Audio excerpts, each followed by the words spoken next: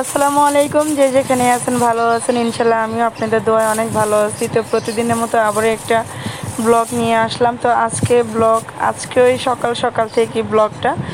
তো আজকের ব্লগে ফার্স্টে থাকছে বাজার, যেটা আপনারা দেখতে পাচ্ছেন। তো এখন আমি লাউ কাটবো।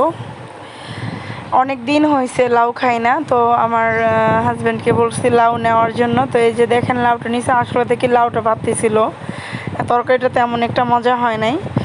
এখন কি করব, আনসিজনে তো ওরকম ভালো পাওয়া যায় না। তো এই তো লাউ, আমার হাজব্যান্ড অনেক পছন্দ করে লাউ, আমার ননদ, আমরা সবাই পছন্দ করি। এটা আমাদের নবীজির খাবার, পছন্দ হওয়াটাই স্বাভাবিক, তাই না? তো যাই হোক, আমি লাউগুলো এখন কাটবো।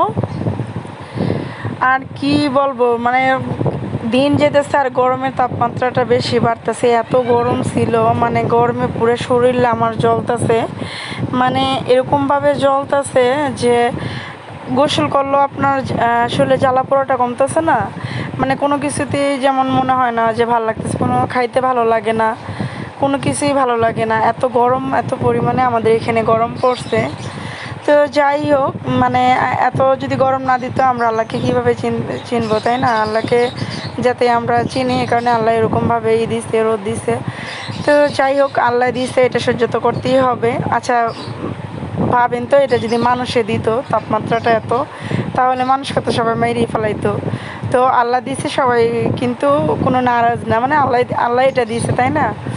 তো আসল কথা কি, যে আমাদের সৃষ্টিকর্তা একজন ওপরে আছে, উনি ভালোটাও বুঝে মন্দটাও বুঝে, ভালোটাও দেয়। আবার আমি শুনছি যে বৃষ্টি নাকি আল্লাহ খুব খুশি হইয়া দেয়। তো এখন হয়তো বা জানি না এত রোদ কেন দিছে, যাই হোক আল্লাহ দিছে, এটা মানে নিতেই হবে। তো এই তো সকাল সকাল প্রত্যেকটা দিন এত গরম লাগতেছে, মানে কি বলবো। তারপর প্রত্যেকটা দিন রান্না করতে হয়, রান্না না করলে, আমরা যদি রান্না না করি, আমাদের সন্তানরা, আমাদের হাজব্যান্ডরা না খায় থাকবে। আমাদের কিন্তু কেউই নেই, আমার নিজের শাশুড়ি নাই, উনি মারা গেছে, আমার আম্মাও মারা গেছে।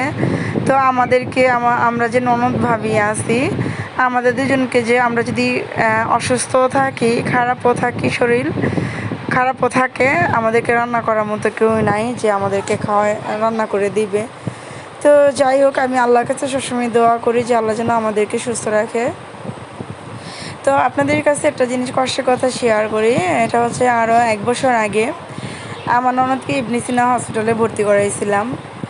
হ্যাঁ, ওই কল্যাণপুর ইবনে সিনা। তো ওইখান থেকে আমার ননদকে ভর্তি করে দিয়ে আইসা, তারপর ওইখান থেকে আমার বাসায় এসে রান্না কইরা তারপর আবার যেতে হয়েছে ওই হসপিটালে। তো দেখেন, আমাদের অসুস্থ হইলেও আমাদের কিন্তু রান্না করেই যাইতে হয়, বা কোনো জায়গায় গেলে রান্না করে দিয়ে আবার যাইতে হয়, এরকম একটা ব্যাপার।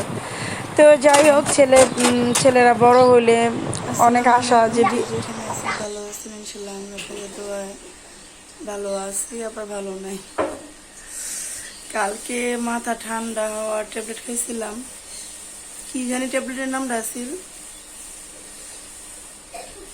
ওরিয়ম না নাকি নরিয়ম। নরিয়ম ট্যাবলেটটা খাওয়ার পরে মানে মাথা এত ঠান্ডা হয়েছিল, কিন্তু মাথা সকালবেলা ঝিমাইতেছে, শরীর হাত পা যেমন লাগে, চলে না, কেমন জানি লাগতেছে, কথা বলতেও ভালো লাগতেছে না, আর ঝিমাইতেছে শরীর।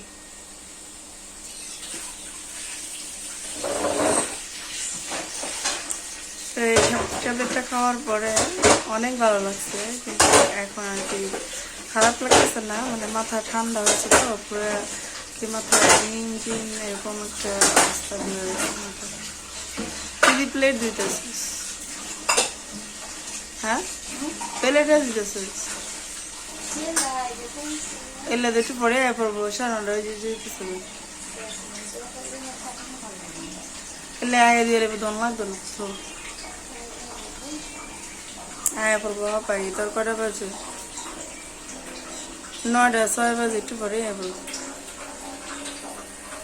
তো মনে করেন এখন যে লাউ ওটা হয়েছে, এখন পেঁয়াজ কাটবো, লাউ তরকারি হবে, আর ডিম বোনা হইব, আর কালকে তরকারি ছিল। তো ভিডিওটা দেখতে থাকুন।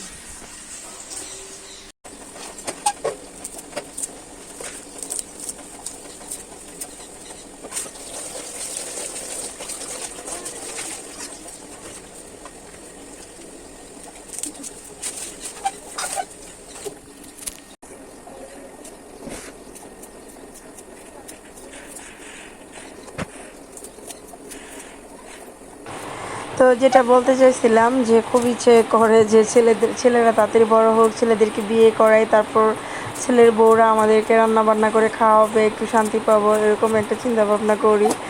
বা এগুলা নিয়ে আমরা ননদ ভাবি বলা বলি করি আর হাসাহাসি করি। পরে আমি বলি যে না, আমার ছেলে যখন বিয়ে করবে তার বউকে কষ্ট করতে দেবো না, রান্না করতে দেবো না, দুজনে মিলে এরকম দুষ্টুমি ফাজলামো করি। তো আমার ননদও সেম একই কথা বলে যে না, আমার ছেলেকে বিয়ে করালে আমি অন্তত ছেলের বউকে 3 বছর আর কি রান্না করে খাওয়াবো।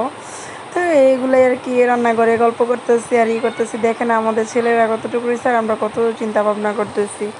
তো যাই হোক, সবাই তো বা ছেলে সন্তান মেয়ে সন্তান লালন পালন করে নিজেদের আরামের জন্য, তাই না? তো আমাদের সন্তানের জন্য দোয়া করবেন যাতে ওনারা মানুষের মতো মানুষ হতে পারে, খুব ভালো মানুষ হতে পারে। কারণ যে যুগ, ঠিক আছে, খুব টাফ ব্যাপার যে বাচ্চাদেরকে ভালো রাখা, মানে ভালো করে মানে রাখার। কারণ যে যুগটা পড়ছে এখন খুব খারাপ একটা যুগ। তো যাই হোক, এই যে আমার ছেলের জন্য ডিম বোনা করছি।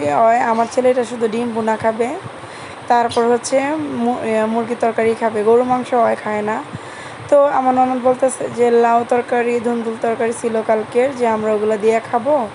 আর এটা হয়েছে আমার ননদের ছেলের জন্য, আমার ছেলের জন্য, দুজনের জন্য ডিম বোনা করা হয়েছে। তো এখানে যে লাউটা বসায় দেবে এখন, চিংড়ি মাছ দিয়ে লাউ রান্না করতেছে। লাউটা রান্না করতে গিয়ে আমি গল্প করতে গেছিলাম, তারপর একটু নিচ দিয়ে একটু পোড়া লেগে গেছিলো। তো যাই হোক, তো এখন এই যে আমার ননদ এগুলা গুছাইতেছে আর আমি এদিক দিয়ে সব কিছু কাইটে কুটে দিয়েছিলাম, অর্ডার রেডি করে দিছি। ইদানিং না আমার খুব সকাল সকাল ঘুম ভাঙা যায়। আগে তো 9টা 8:30 বা 7টা 7:30 এরকম জাগনা পেতাম, এখন আমি 6টা বাজে জাগনা পাওয়া যায়। তো দেখা গেল যে যদি 6টা বাজে জাগনা পাই তাহলে আমাদের 10টার মধ্যে পুরা রান্না বান্না পুরাই কমপ্লিট হয়ে যায়। হ্যাঁ, আর যদি 8টা বা 8:30 বাজে উঠি তাহলে আমাদের কোনো কিছুই হয় না। যেমন ধরেন বাচ্চাদের স্কুলে দেওয়া লাগে 8:30 বাজে, তারপর এদিক দিয়ে রান্না বান্না তো আছে। আর আর এইখানে হচ্ছে আমার খালা শাশুড়ি, উনি হচ্ছে যে এগুলো সব নামাইছে আমাদের কাজের আপাকে দিয়ে, এগুলো ধোয়াইব। ওনাকে এক্সট্রাভাবে আমার খালা শাশুড়ি টাকা দিবে বলছে। তো আমার ভিডিওটা যদি অবশ্যই ভালো লেগে থাকে, লাইক কমেন্ট শেয়ার সাবস্ক্রাইব করবেন, আমার পাশে থাকবেন, আমার সাথেই থাকবেন। আমার সম্পূর্ণ ভিডিওগুলো আপনারা মনোযোগ দিয়ে দেখবেন। আর যদি আমি প্রত্যেকটা ভিডিওতে বলি যে আমার যদি কোনো ভুল ত্রুটি হয় অবশ্যই আমাকে ক্ষমা দৃষ্টিতে দেখবেন। এটা হচ্ছে আমাদের কাজের বুয়া, আমার এই খালা শাশুড়ি। দেখেন